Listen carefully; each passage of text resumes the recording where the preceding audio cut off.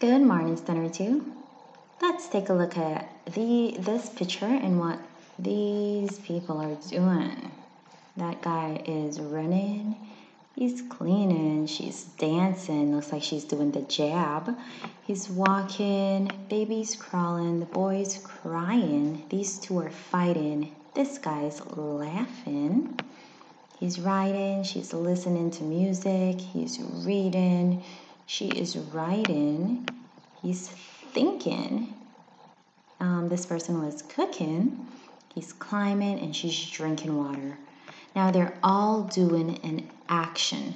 So what do you think we call actions? What's the correct name for them? If you guessed verbs, then you got it correct. We're talking about action verbs, right? Action verbs. This can also be called dynamic verbs. So action or dynamic verbs, which is just another name for the same thing, is when it can express an action that a person is doing physically with their body, like fighting, crawling, dancing, running, things that they can do physically with their body, riding, or also things they can do mentally, like thinking and reading in your mind.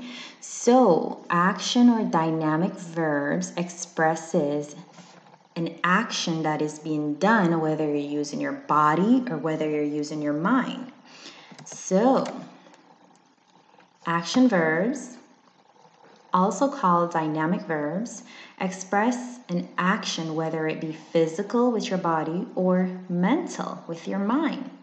An action verb explains what the subject of the sentence is doing or has done. So it expresses what they're doing now. For example, I'm talking now. Or it could express something that I have already done, like I talked yesterday. Today, we're going to be identifying action verbs. Now, it's easy to identify. You just have to ask yourself, well, what are they doing? Are they sitting, thinking, crying, reading? Well, what is the person doing? What is the subject doing, right? So today we're going to be practicing to identify our action verbs on page 46 in our Language 3 workbook. So page 46 in our Language 3 workbook. The first thing we're going to do is read the short story and underline 9 more verbs that are in there. And then for section 2, you're going to read the clues and complete the crossword with the correct verbs. Excellent. So go ahead, complete this, and then send me a picture so I can see how you did. Bye.